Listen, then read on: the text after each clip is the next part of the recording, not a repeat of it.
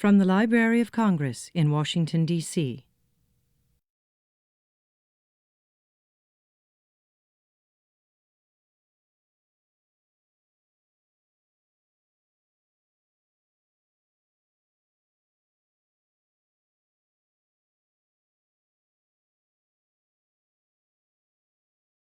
My name is Mary Louise Rieker, and I want to welcome you today on behalf of the Library of Congress's Office of Scholarly Programs and the John W. Kluge Center to a lecture by Dr. Christopher Moran entitled Ian Fleming James Bond and the Public Perception of the Central Intelligence Agency.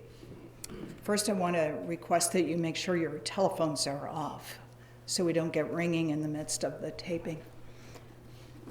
Dr. Christopher Moran is a postdoctoral research assistant in the Department of Politics and International Studies at the University of Warwick, England.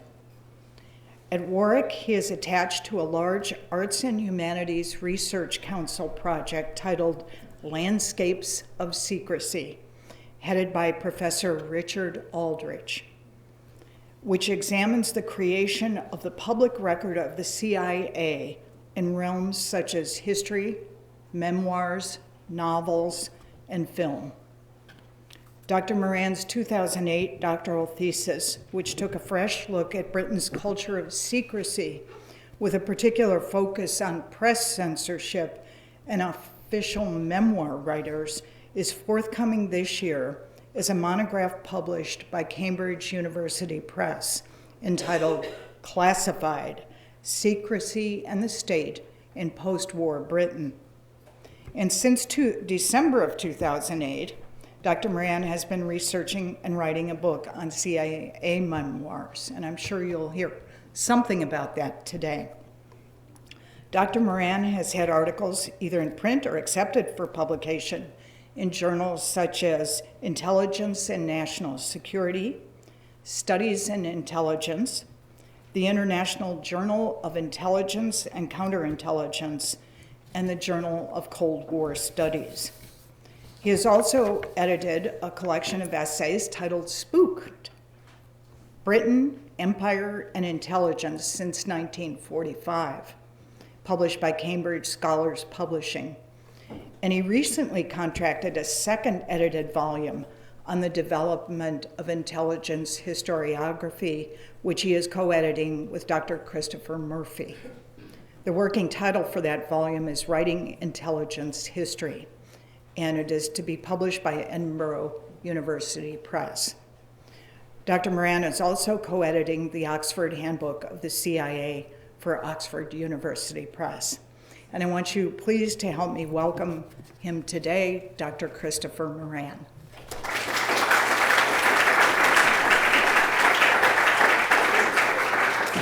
Hi there, thank you ever so much for the kind words of introduction, Mary Lou. That is most appreciated. In recent years, significant attention has been devoted to the role of the Central Intelligence Agency in the cultural Cold War. There is an emerging consensus that by the 1950s, the CIA was expending considerable resources attempting to influence cultural production with the objective of broadening the West's struggle against communism. Historical analysis of this subject is perhaps most synonymous with Francis Stoner Saunders' controversial account, Who Paid the Piper?, which revealed the scale of the agency's secret links with a host of elite cultural figures, including artists, musicians, journalists, and intellectuals. Who Paid the Piper charted the CIA's funding of apparently independent institutions, including the Paris-based Congress for Cultural Freedom. It is striking, however, that whereas the subject of the CIA's cultural investments has produced a significant historical literature, little thought has been given to the issue of representation, specifically the question of how the CIA itself has been portrayed in culture. The CIA's cultural Cold War is a very different field of inquiry than the CIA in Cold War culture. The cultural Cold War refers to cultural conflict between the blocs, with a particular focus on attempts by the state to use high culture as an instrument of political persuasion. The notion of Cold War culture, by contrast, has a more anthropological meaning, necessarily more vague than the cultural Cold War. It is concerned less with semi-official cultural policy, as articulated by groups such as the Congress for Cultural Freedom, than with the expansion of an autonomous culture industry derived from popular literature, music, and films. So why should we, as historians, as scholars, as members of the public, be interested in depictions of the CIA in the popular culture of the Cold War? What's the value added here? Why is this important? And I think the answer to this question stems from the agency's passion, especially during its early years, for secrecy. Until the mid-1970s, when congressional inquiries and investigative journalism exposed some of the agency's most disreputable, if not outright illegal activities, the CIA was an extremely secret organization. Its employees were instructed not to reveal the nature of their employment, even to officials in other branches of US government. Journalists, many of whom were cautious of challenging the national security paradigm that existed in the 1950s, seldom probed into agency business. Lecturing at Santa Clara University in 1976, retired CIA Director William Colby spoke at length about just how secretive the agency was during the early days of the Cold War. It was all secret, he emphasized. We weren't allowed to say anything about it, and we pretended that it didn't exist. According to Colby, when the agency discovered that pilots approaching the Potomac River en route to Washington, D.C. were telling passengers to look out of their window to take a view of CIA headquarters at Langley, there followed a wave of sackings in the airline industry. As a result of secrecy, popular culture found itself in a unique and privileged position, with neither the agency itself nor journalists willing to talk about the CIA, at least until the 1970s. Culture had the opportunity to fill a vacuum, and fill that vacuum it did. The mid to late 1960s in particular witnessed an outpouring of cultural renderings of the agency, from the 1965 film Operation CIA, which I confess I haven't seen, to the successful spoof television series Get Smart. Now, this is not to contend that popular culture necessarily railroaded public understandings of the CIA. It is arguing rather that by failing to open up about its activities, the CIA indirectly allowed the culture industry to write the first draft of its history. It is arguing that when historians consider the genesis and evolution of CIA historiography, more attention should be paid to the proto-history as it was established by popular culture. This lecture should like to analyse how the agency was represented in one cultural creation, the James Bond novels of British fiction writer Ian Fleming. Many of 007's operations were carried out in concert with CIA staff, most notably Felix Leiter, who appeared in no less than 6 of Bond's 14 literary outings. The books, which by 1964 had sold 79 million copies worldwide, so these things were widely read, very, very popular, offer, I think, a particularly important case study. The key reason for studying Bond, as opposed to other spy fiction stories from the era, is that the novels were, for a long time, and this is quite remarkable, as far as I can tell, the only cultural products to discuss the CIA directly and even to refer to the agency by its real name. In the 1950s, although American culture was awash with espionage, the focus tended to be on homeland subversives, the FBI, rather than international spies operating overseas. In the early to mid-1960s, when writers and filmmakers finally did shift their attention away from domestic espionage to consider overseas intelligence organizations, there was a great deal of tiptoeing around the subject of the agency, fearful of retributions from the US government at whose whim they were able to operate.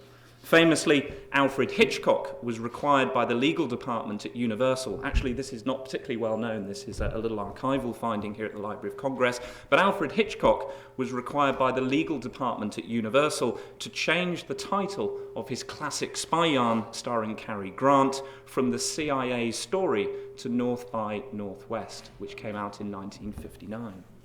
As a Briton, however, Fleming was able to buck the trend, publishing his accounts outside of the jurisdiction of US controls. He could pretty much say what he liked about the agency. And it was not until the mid to late 1960s, when deference to government agencies began to crumble against the backdrop of the Vietnam War, that US popular culture in the round would follow the Fleming formula and discuss the CIA unencumbered. So in this lecture, I should like to put forward several arguments. Carefully analyse the CIA that emerges from the 007 books is complex, multifaceted, and constantly evolving. In Fleming's hands, the CIA is shown to be a force for good in a dangerous world. No mention is made of intelligence failures, nor is there any discussion of dirty tricks.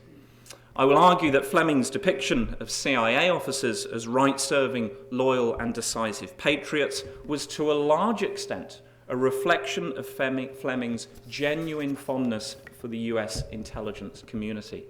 It derived from his positive experience of working alongside American spies during the Second World War, when Fleming had worked in the area of Anglo-US intelligence liaison, and crucially was fortified by a remarkable post-war friendship with CIA Director Allen Dulles.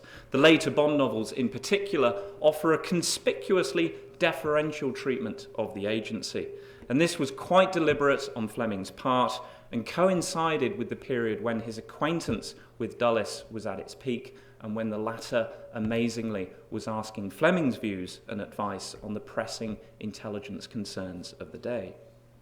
I will also show that in the novels, the CIA is shown to work in perfect harmony with British allies. As Fleming described it, the CIA's relations with MI6, the British Secret Intelligence Service, transcended purely immediate strategic considerations and was cemented by mutual values, shared ideals, and a sense of kinship. And this portrayal is really symptomatic of what scholars now refer to as the evangelical approach to Anglo-US relations, which posits that there's an indefinable bond of trust and cooperation between Britons like myself and the United States. In this lecture, though, I should like to argue that in presenting relations through the evangelical prism, Fleming provided his readers with a slightly airbrushed picture of the CIA's relationship with MI6. In real life, the relationship was often mired in distrust and suspicion. Instead of feeling culturally bound to MI6 officers, many in the CIA regarded them as class-conscious snobs who gloried in pomp, titles, and the material accoutrements of wealth. And I guess the final argument that I'd like to make is that despite being generally positive about the CIA, Fleming is nonetheless extremely careful not to have the agency steal Bond's thunder. Although Leiter extracts 007 from numerous difficult situations, even saving his neck on several occasions, it is unquestionably MI6 who is at the front line of the intelligence Cold War. A recurring theme is that Leiter, the agency, provides the technical support, money, and added muscle when required, but Bond has the superior tradecraft. In casting the CIA in the role of junior partner in the Anglo-American Intelligence Alliance, I'll finally argue that Fleming flattered his readers with fantasy, for in real life it was the agency who was top dog. So to my first sort of substantive subsection, which I've called Filling a Vacuum. So the publication of the first Bond novel, Casino Royale, in spring 1953, really did introduce readers to an organisation in the shape of the CIA, which was barely known about by the public. Created in 1947, the agency maintained a policy of disclosing nothing about its activities. Its staffing roles were classified. Much of its budget was concealed in other appropriations. It was not even listed in the Washington Telephone Directory. In this period, the media seldom broke stories about the CIA. Journalists exhibited a remarkable deference to government-defined parameters of national security, and I think accepted the prevailing consensus about the need to keep intelligence affairs secret. In 1954, for example, Arthur Sulzberger, publisher of the New York Times, agreed to the CIA's request that the newspaper pull an overly inquisitive reporter out of Guatemala so that the agency's secret operations there would not be exposed. Casino Royale's publication also came at a time when books about the CIA were in short supply. Now, unlike today, when monographs, popular histories, and memoirs about the agency roll off the press at an incredible rate, back then in the 1950s, CIA historiography was practically non-existent. The first best-selling comprehensive history, The Invisible Government, by journalists David Wise and Thomas Ross, did not appear until 1963. Indeed, so disturbed was the agency by the notion that someone had finally dared to write an authoritative account, officials seriously considered buying up all 20,000 copies before they reached bookshops. But of course, when Casino Royale was published, moreover, there was no competing narratives from popular culture at this time. Films and television shows that dealt explicitly with the agency were conspicuous by their absence. Until the mid to late 1960s, a period when agency activity started to trickle into the newspapers, films and television networks were required to seek permission from the CIA to use its brand. But permission was never forthcoming, and in Hollywood it was an open secret that the agency disapproved of filmic treatments of its activities. In February 1962, another little nugget from the collections here at the Library of Congress, February 1952, a senior figure in Warner Brothers was given extremely short shrift by the CIA when he pitched them the idea of the agency giving the studio technical assistance in the making of a forthcoming spy movie. It was put to him in no uncertain terms that the agency, quote, would not only be unable to afford such guidance, but that we, the CIA, would take every step to discourage the production of a movie which purported to represent current US espionage, unquote. And for more than a decade, no one in Tinseltown was really prepared to challenge this and make CIA movies. And I think this is for several reasons. Firstly, in the 1950s, a large portion of the motion picture industry was literally scared stiff of federal government agencies brought about by the wave of sackings, blacklistings, and prosecutions that accompanied the investigations carried out by the House of Un-American Activities Committee. A second possibility, as Francis Stoner Saunders has shown, is that, well, many of Hollywood's power players from this era, people like Howard Hughes, the filmmaker John Ford, Darrell F. Zanuck, head of 20th Century Fox, had sort of been recruited a little bit, very informally, by the CIA as part of a sort of ad hoc consortium designed to influence the production of commercial films. So accordingly, there was no real pressure from the top of the movie industry to film and be damned. And finally, I think Hollywood in the 50s was pretty much peopled by scores of intensely patriotic individuals, the type of individuals who didn't need telling about the types of subjects that were not fit for the big screen. So against this background, the Bond novels helped to fill a remarkable public vacuum. By default, I think Fleming was the first person to give the CIA a cultural public identity. The early public profile of the agency was, in effect, his creation. Through his writings, millions of people would learn about the agency for the first time. To my second section, which I've called Shared Ideals and Collegiality. And this really seeks to address several interrogatives and questions. How was the CIA depicted in Bond? Moreover, what was the inspiration for this portrayal, and how accurate was it? Well, the agency, as I said, made its debut in 007's first adventure, Casino Royale, a taut tale of a Soviet-backed trade union paymaster who organises a high-stakes baccarat game in an attempt to recover union money lost in a failed chain of brothels. In the novel, the CIA is presented as a first-rate spy service with close cultural ties to MI6.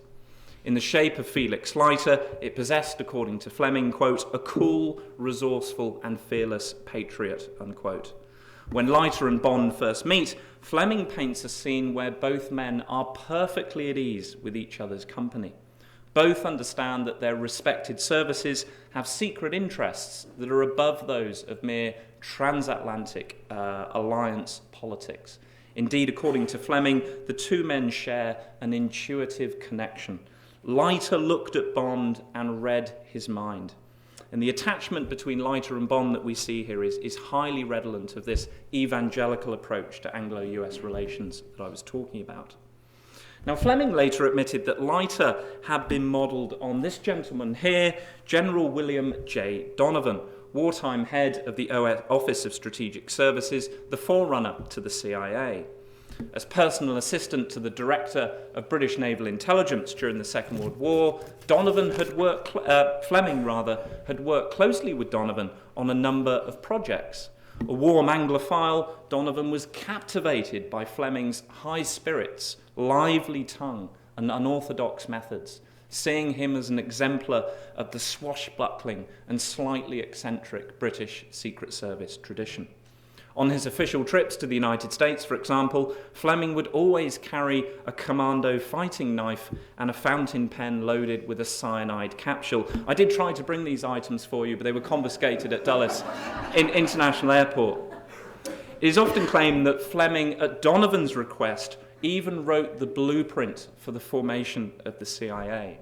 According to Admiral John Godfrey, head of British Naval Intelligence, Fleming carried out this task dutifully and received from Donovan a .38 Colt revolver inscribed with the words "for special services."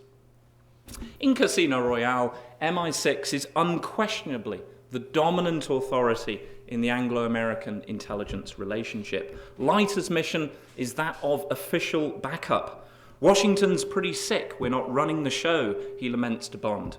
Anyway, I'm under your orders and I'm to give you any help you ask for. Assuming the role of serving lieutenant at the beck and call of Bond, Leiter performs relatively important but pedestrian tasks such as disposing of dead bodies and completing the necessary paperwork for back home. Fleming's interpretation of the MI6 CIA power balance was very much at odds with developments at this time in the real world. At the time of Casino Royale's publication, Britain had liquidated many of her imperial holdings, including the jewel in the Crown, India, and was increasingly struggling with problems in the Middle East and Africa. And Britain's humbling global contraction was accompanied by domestic problems, including unemployment and inflation. So against this background, Britain had actually become ever more reliant upon US support.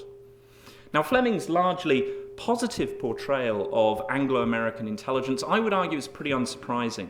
During the Second World War, Fleming had witnessed firsthand the work of the British Security Coordination in New York, a cover organisation set up by MI6 to gain the sympathies of the American public. Headed by Canadian industrialist William Stevenson, the British Security Coordination really is one of the war's great success stories, characterised by an outstanding degree of collegiality between British intelligence officers and their American equivalents. Writing for the Sunday Times in 1962, Fleming teasingly referred to the Bond books as autobiography, claiming that 007 had been modelled on British and American agents he had seen working together under Stevenson.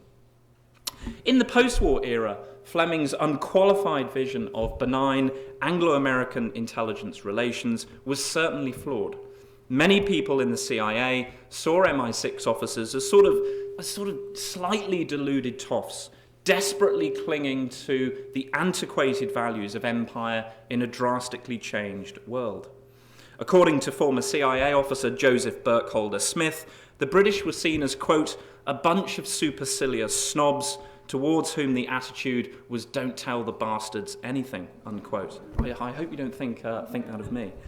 CIA alumnus Chester Cooper, who did a tour of duty of London in the 1950s, claimed in his memoir that he had never felt comfortable in the company of MI6 officers on account of their somewhat peculiar, stuffy, class-orientated customs. And indeed, his first encounter with the British had left him feeling slightly alienated and inadequate. And this is Cooper here. He says, "I found myself sitting between two giants wearing identical black suits, Savile Row, that's a very posh British tailor, identical blue striped ties, Eton, very posh school, and identical spectacles.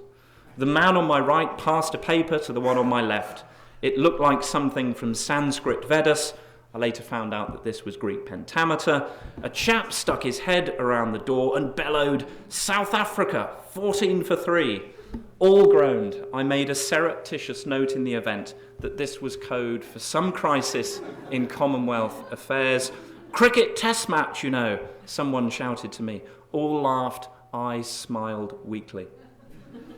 In real life, the CIA had other reasons to be mistrustful of MI6. In May 1951, the dramatic flight to Russia of gentleman spies Guy Burgess and Donald Maclean provoked a real sort of paroxysm of anger within the CIA. CIA chiefs were mortified by the double defection. Maclean's treachery in particular was seen as particularly damaging since he had served in the British Embassy in Washington, D.C. and had been entrusted with details of Anglo-US nuclear policy. And CIA concern, actually, in the 1950s about British security had led them at several points to become quite chary and nervous about sharing intelligence secrets. And remarkably, MI6 was sometimes denied access to information derived from the CIA's U-2 program, despite providing some of the pilots. To my third subsection now, which I've called Nobody Does It Better. Although the Bond novels of the 1950s were unquestionably appreciative of the CIA's role in the Anglo-American intelligence alliance, readers are left in no doubt that when it came to the great game of espionage, MI6 was by far the superior outfit. In Fleming's universe, MI6 was never cash-strapped or under-resourced, and its officers were plucky, intelligent, and multilingual. In Live and Let Die, for example, Leiter comes across as a little bit of a sort of second-rate gatherer of intelligence, unable to blend in with the locals, and ultimately forced to rely on paid informants. In contrast, Bond excels. He gets his information by befriending natives and by seducing the villain's mistress, Solitaire. And like many of the improbable women in the series, Solitaire is just unable to stop herself leaking secrets during pillow talk. Without Bond looking out for him, Leiter is shown to be a bit of a bungler.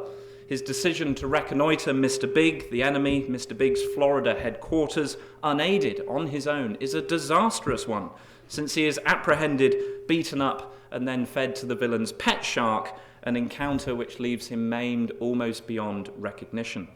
And Leiter's physical degeneration, which is made shockingly clear to readers in the next novel, Diamonds Are Forever, in 1956, stands, I would argue, as the sort of perfect bodily metonym or metaphor for MI6's fictional elevation above the CIA. Whereas Bond, the Briton, appears impeccably attired, athletic, and radiating sex appeal, Leiter, the American, now uses crutches, walks with a limp, and wears a prosthetic hook. Now, the implication that Britain was the professional intelligence service when compared to its American allies was given its clearest articulation in From Russia with Love, which came out in 1957. At the start of the novel, we learn that the KGB, quote, is plotting to strike at the heart of the intelligence apparatus of the West, unquote. And the KGB reaches the conclusion that it should be an attack on MI6, not the CIA, which should be their top priority, since they believe that MI6 best incarnates the strength of Western intelligence. And their assessment reads, their agents are good, they pay them little money, but they serve with devotion.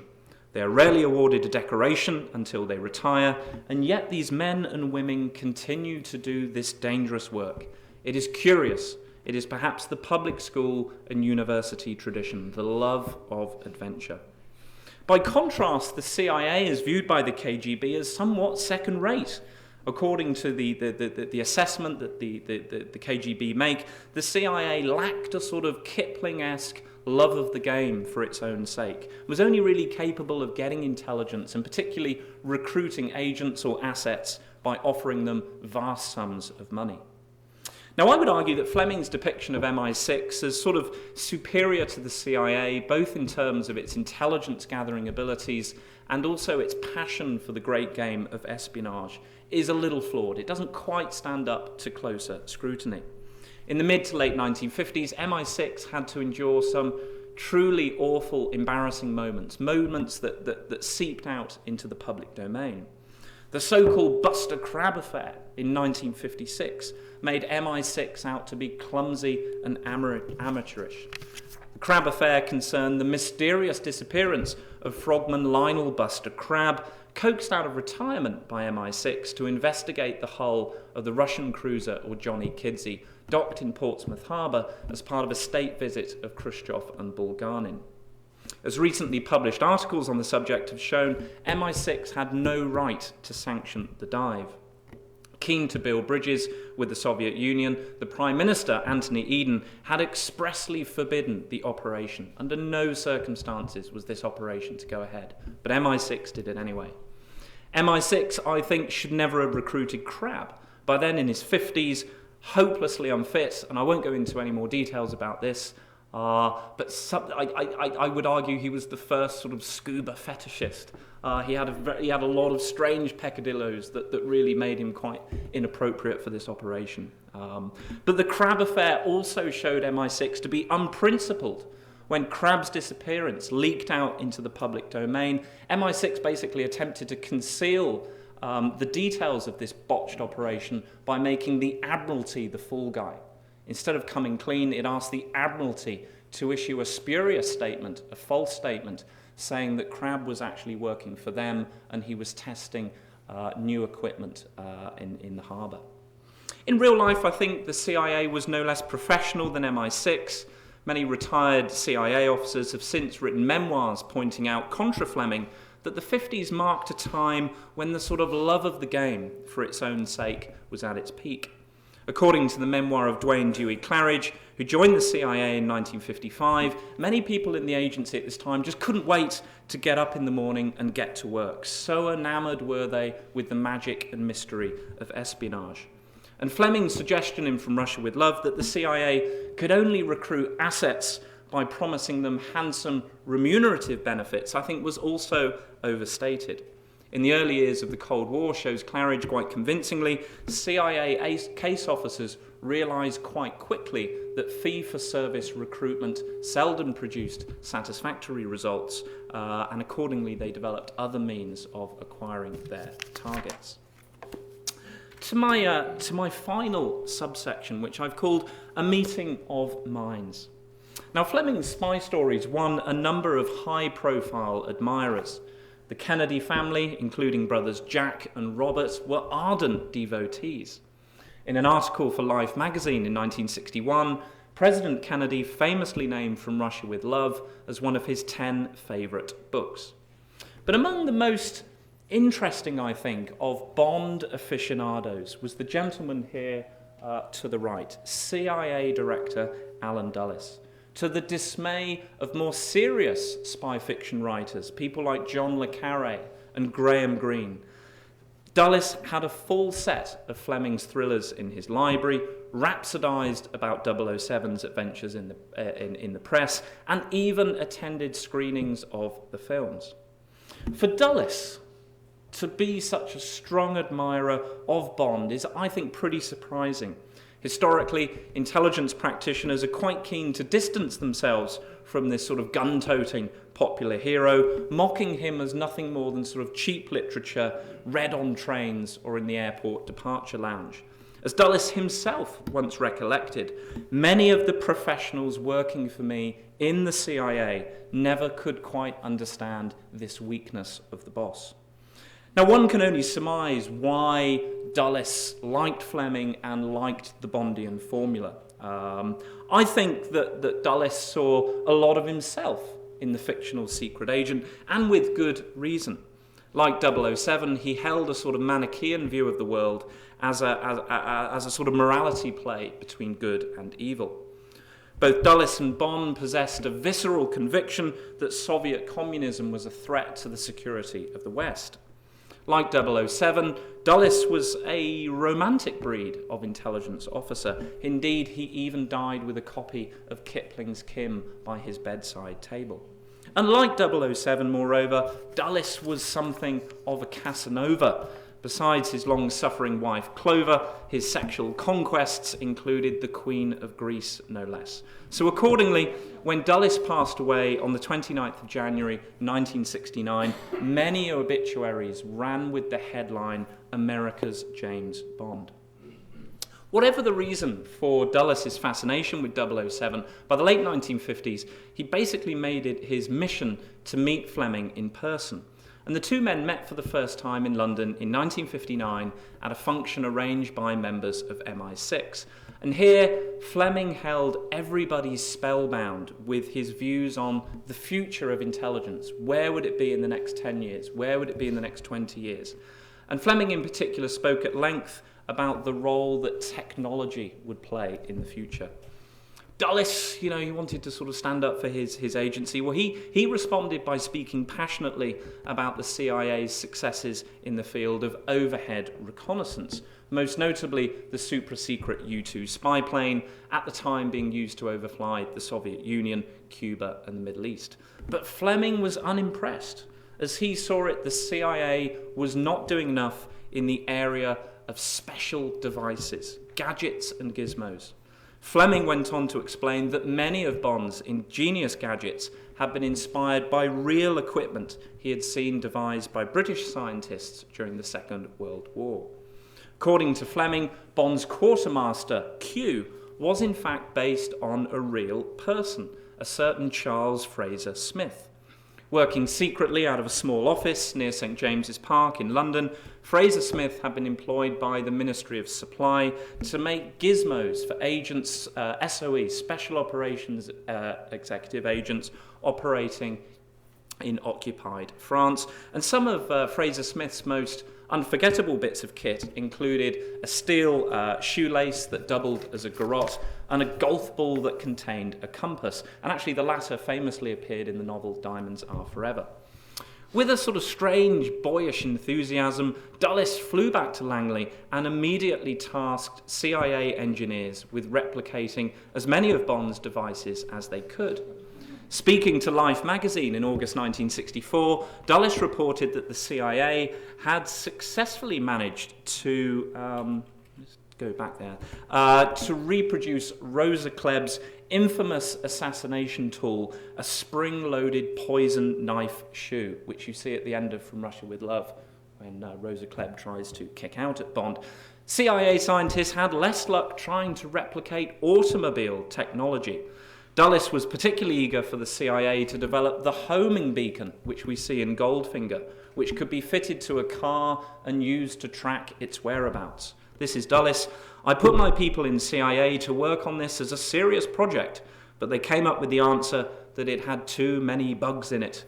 The car device really didn't work very well when the enemy got into a crowded city."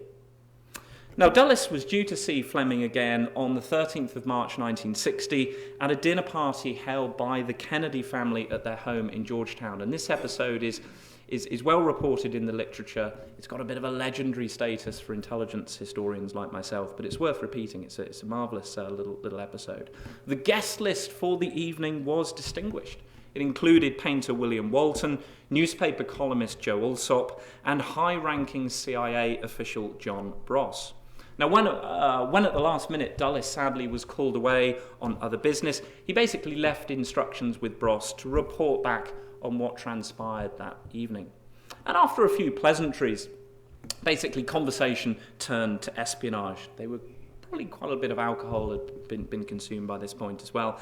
Kennedy, probably only half in the spirit of jest, asked for Fleming's advice on how to topple Fidel Castro, the Cuban leader who was a perennial thorn in the side of the United States. As Fleming saw it, it was not simply enough to kill Castro. He had to be humiliated.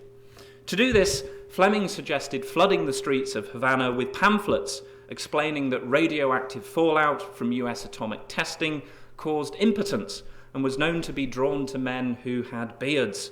As a result, Cuban men would be forced to shave off their facial hair, thus severing an important symbolic link to Castro and to the revolution. Now, needless to say, everyone, including the president-elect, burst into laughter. But there's an interesting postscript to this story, and that is that the next day, Bross informed Dulles of Fleming's madcap schemes. There were a couple of others as well, which I won't go into detail about now, fully expecting his superior to see this as just sheer poppycock. To Bross's astonishment, Dulles was quite impressed by all this sort of stuff and raced to the telephone to speak to Fleming. Sadly, it is at this point the paper trail runs cold. But it may just be coincidence, and I'm only spitballing here, but of course shortly thereafter, the Kennedy brothers, along with the agency, implemented Operation Mongoose, a covert action program aimed at stimulating a rebellion in Cuba. Overseen by Major General Edward Lansdale, Mongoose authorized a number of fantastical, Bondian-esque plots against Castro. In the Church Committee hearings and in subsequent investigations, it came out that the CIA had seriously looked into hiring the mafia to do a contract killing. Famously, the offing him with an exploding cigar, that's talked about. There was even talk about the agency contaminating Castro's frogman suit with Madurafoot, a fatal tropical disease. Now, although there is no direct evidence to suggest that Fleming had been consulted by Dulles to help develop a final solution to the Castro problem, it is pretty tempting. It is nevertheless incredibly tempting to suggest that the author had played a part in encouraging the CIA down the path of fantasy. Now, Dulles and Fleming remained close friends until the spy writer's death on the 12th of August 1964. Fleming gave Dulles signed copies of all his novels. In return, Dulles sent the author an early draft of his memoir, The Craft of Intelligence, and in doing so, Dulles blithely disregarded the rule that intelligence officers should not disseminate their writings outside of the CIA until it has been approved and vetted for public release. And the key point is actually Dulles' special acquaintance with Fleming actually brought benefits to the CIA's public profile. Out of respect for his American friend, Fleming generously agreed to include in his later novels an increasing number of glowing references to the CIA. And nowhere was this more apparent than in Thunderball, published in March 1961. When Bond is assigned to the Bahamas to recover 2 missing atomic bombs, his boss, M, speaks enthusiastically about the way the agency was selfly putting itself in the service of freedom. "We've teamed up with the CIA to cover the world," said M. Alan Dulles, even mentioning Dulles by name here, is putting every man he's got on it. And so am I. Later in the novel, Bond even states that he has, quote, "no false pride," unquote, in admitting that the CIA can do certain things better than MI6. In The Man with the Golden Gun, Bond recovers from his duel with the villain Scaramanga by, quote, "sitting in his chair, a towel round his waist, reading Alan Dulles' The Craft of Intelligence," unquote. And I think it is hard to escape the notion that Fleming and Dulles came close to what academics, I think, would now refer to as a citation ring. They're permanently talking about each other. To my conclusion, which I've sort of tentatively called the CIA and the sort of slow embracing of popular culture. In the 50s and early 60s, Ian Fleming, a British fiction writer, introduced millions of people to the CIA. His novels were published in a period when the agency adhered to a doctrine of near total secrecy and when CIA activity had really yet to appear in the writings of journalists and historians. At the time, the CIA was largely absent from popular culture, with Hollywood on the one hand fearful of reprisals from the state for failure to play by the rules, and on the other hand sympathetic to the agency's need for secrecy in a tense Cold War environment. And the net result was that Fleming remarkably enjoyed something of a cultural monopoly when it came to what people read about the agency. And in the main, his portrayal was pretty positive.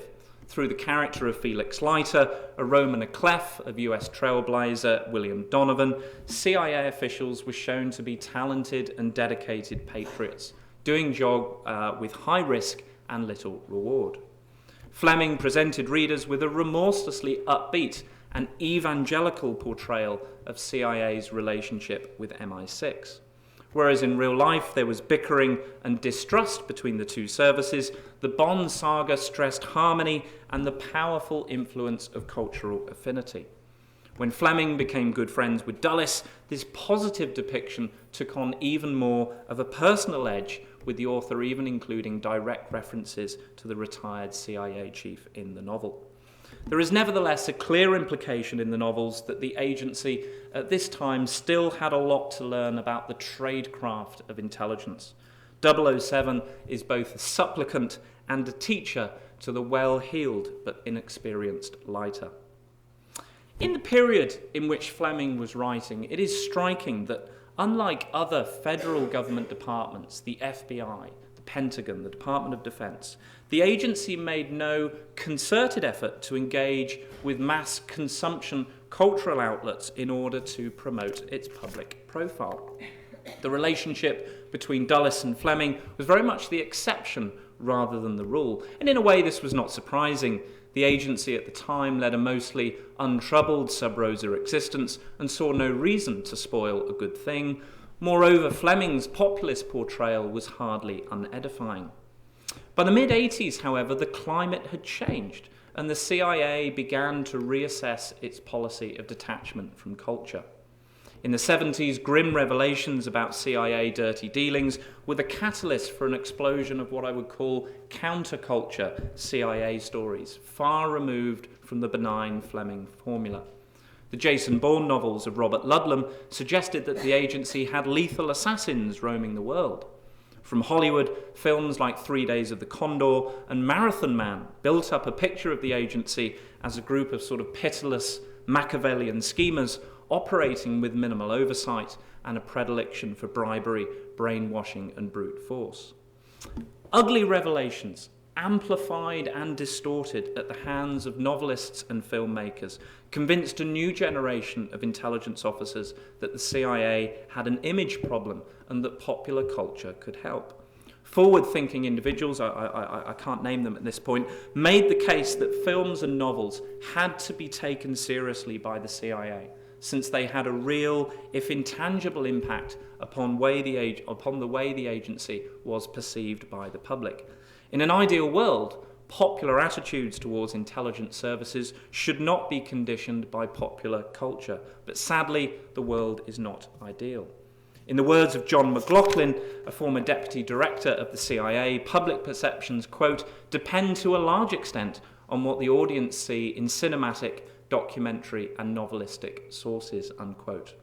Recognizing that popular culture had a powerful social utility, from the 80s onwards, the CIA started to reach out, I think, to sympathetic novelists and filmmakers under the banner of what it called institutional advertising.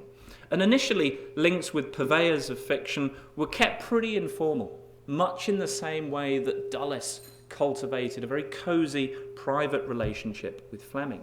In 1984, and then again a few years later, the agency invited the best-selling author Tom Clancy to spend a day at Langley. By the mid-90s, links became more formalised, with the agency even setting up an entertainment liaison office whose job was and remains to assist filmmakers and authors in the production of storylines. And famously, the liaison office worked closely with the makers of the CBS television drama The Agency, ensuring that scripts were a fair and accurate reflection of CIA work. In return, CBS was granted unprecedented access to CIA props, locations, and was even allowed to shoot certain scenes at Langley.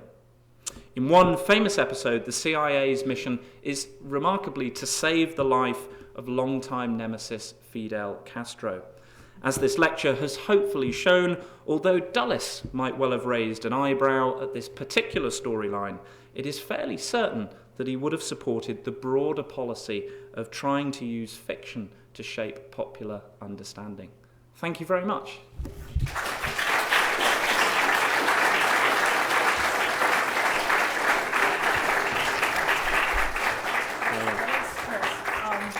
We have time for a few questions. Absolutely, I'd be delighted to take questions.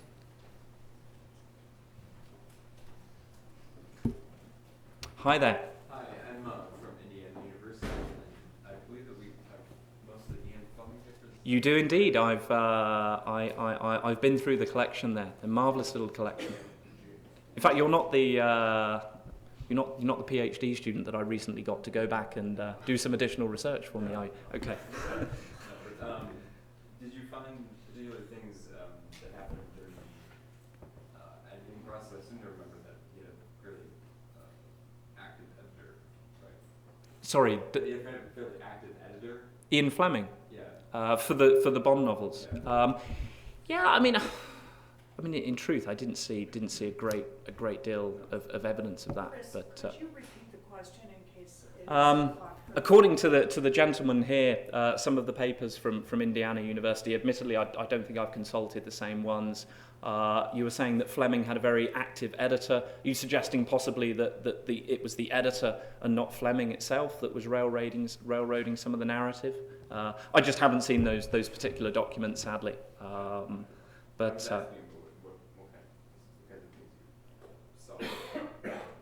yeah, I mean, it's mainly. I mean, if you take the Fleming Papers at Indiana and then you take the Dulles Papers at Princeton, you actually get to see the correspondence that are going back and forth from Dulles to Fleming.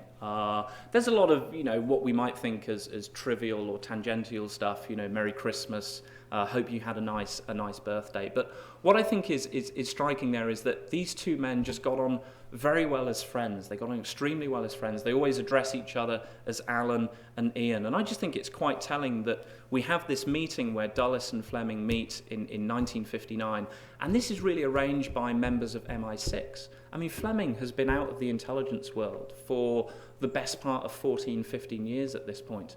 And yet he's still somehow plugged into the intelligence community. I find that absolutely fascinating. But in terms of some of the other material that you'll get in the Fleming Papers, Fleming is also liaising with a whole host of other quite interesting individuals. In fact, I don't know how much is known about this, but there's an extraordinary correspondence sent to Fleming by Hugh Gateskill, who was then the Labour Party leader. And he's saying, "Dear Ian," again, they always address each other in first name terms, "Dear Ian, I'm greatly fond of Bond. I love the novels. I must come and see you at some point." He neglected to mention the fact that he was actually having an affair with Fleming's wife, Lady Anne Rothermere, at this point. So I find that quite telling. As it comes to my mind, actually, there's another lovely correspondence between Dulles and Fleming. Fleming's spirits are low at this point. We're talking, I think, 1963, and Fleming has just finished writing on Her Majesty's Secret Service, which actually concludes with Bond seemingly contemplating retirement, it seems, following the drive-by shooting of his new wife, Tracy D'Angelo, whatever her name is. And Dulles actually sends Fleming a lovely letter, and he says, "Dear Ian, I do hope you haven't seriously considered, quote, pensioning off my friend." I think he refers to him as my friend 007. And again, one can only speculate here, you're making a big intuitive leap, but one might speculate that Dulles' intervention there might have gone a little way to persuading Fleming to write some subsequent novels. Hi there. Hi there. Interesting talk. Very much enjoyed it. Just a question. In reality, I guess the CIA was much better equipped and more resources, was perhaps even more professional than MI6 in the 50s and 60s. If that is correct, did MI6 try to use Fleming to obtain a better relationship with the CIA, to obtain information rather than the other way? Sadly, I mean, I pride myself on having an encyclopedic knowledge almost of intelligence collections and getting to as many archives as I can. There is no direct evidence whatsoever that Fleming was somehow still in league with MI6, that MI6 was somehow using him to cozy up to the agency. There's no evidence in that sense. What we're seeing here is a very informal relationship between the two men. But sadly, there's no greater evidence of that. Fleming may also, again, I'm just spitballing here, he may also have had a little bit of a private agenda. In the 50s and 60s, he was very keen for there to be an official history of British intelligence during the Second World War. The larger work eventually came out in 1979, and there were subsequent volumes edited by the Cambridge historian Harry Hinsley that came out in the 90s eventually. But Fleming was actually very keen, and he was pressing the point to a number of old hands in British intelligence during the Second World War, including a chap called Vice Admiral Sir Norman Denning, who later went on to become the chairman of the D-Notice Committee. Basically, Fleming wanted to write a public, unclassified official history of British intelligence services. And I think Dulles might have dropped somewhere into conversation that under Dulles's watch, the agency had sponsored a gentleman called Whitney Shepherdson to begin writing an official history of OSS, Office of Strategic Services. This thing never came out, but I think Fleming was perhaps seeing what the Americans were doing in the area of public engagement and hoping potentially to become the author of that volume himself. But it never got off the ground. It never got off the ground. And it wasn't really until the mid-late 1960s when Fleming, when it was Denning, started to encourage old veterans in the British intelligence community to publish memoirs. People like John Masterman and the Double Cross Committee, people like Frederick Winterbottom to release the Ultra Secret.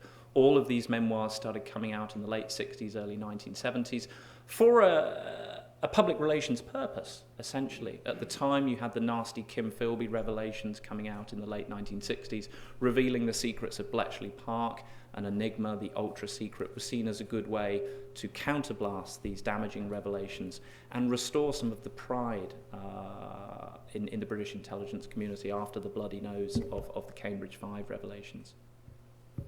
Oh my word, they've all sprung up now. Shall we take the gentleman at the back? Quick observation, the fact that you didn't see any evidence of MI6 efforts to use Ian Fleming may just be a reflection of good tradecraft. Of course. My real question is, what resources here at the Library of Congress have you been using? Sure. The main one for me has been David Attlee Phillips. There is some truly wonderful material in there. There's I think 5 or 6 boxes that I've taken photographs of. The Phillips collection is extraordinary. He was just a voracious collector of intelligence literature and all sorts of miscellanea. The sheer number of press clippings that you see in this collection are extraordinary.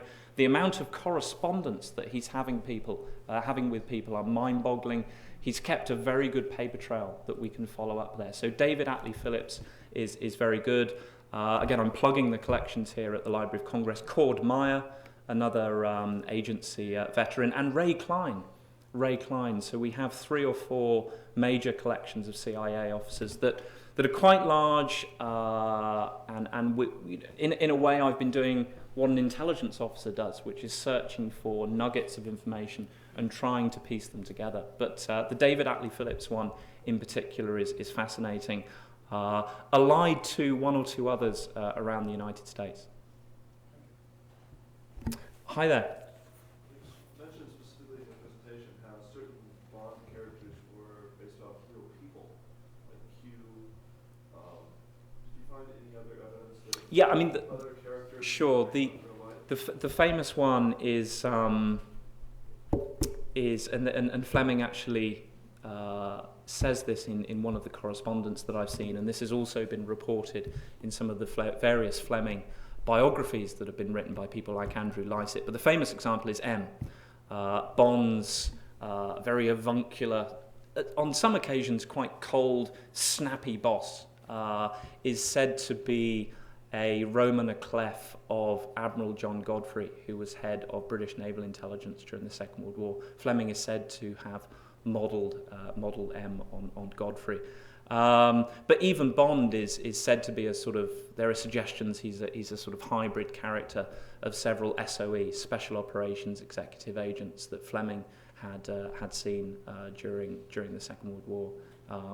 But there's also little subtle hints. I mean, the British in 1945, 1946 started writing classified in-house official histories of some aspects of the intelligence work during the Second World War. And what's fascinating is that Fleming, I've discovered, actually had access to some of these 100-page secret documents. So what's Fleming reading these for? Is it for historical purposes? Is it out of personal interest? Or is he, perhaps, as you're hinting, drawing upon these official narratives to construct a more convincing piece of fiction? I think there's some very interesting work to be done in that area. The one work that I know that teases out the inspiration quite well for Fleming's characters is a book by Ben McIntyre, and it's called For Their Eyes Only, I think, Ian Fleming and James Bond. That's the one you want to go to. Hi there, sir.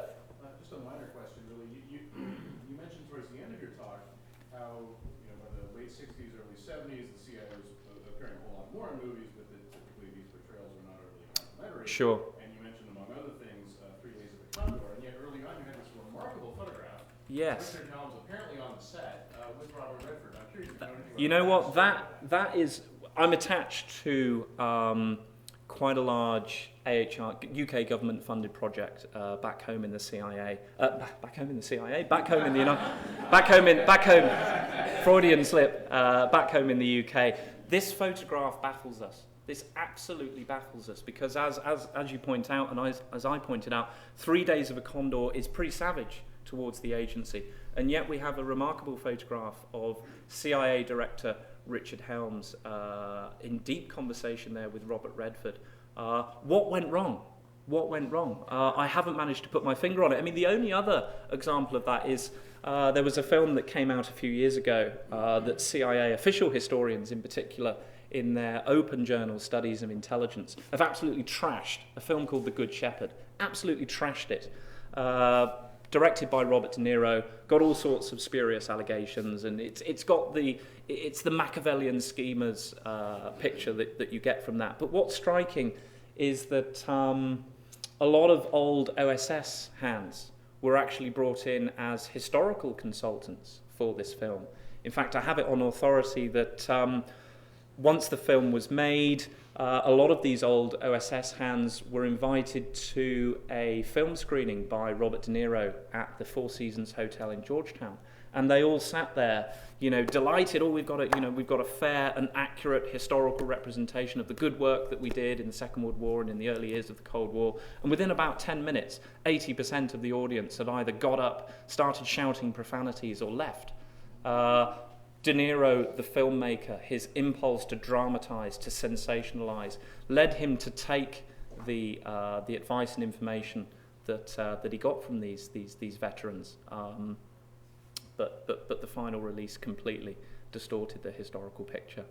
So I think something might also have happened there with 3 Days of a Condor. Hi there, sir. Hi. I'm talking about getting the CIA right or getting the CIA wrong. Is fascinating. What do you think about the film and book Charlie Wilson's War? Charlie Wilson's War. Has a lot to say about the CIA. I have to confess, I haven't seen the film. I'm led to believe it stars Tom Hanks. Is that correct? And I haven't read the book, but no, I just not in a position to comment on that, having not seen or read either of the two mediums. I do apologise. Hi there.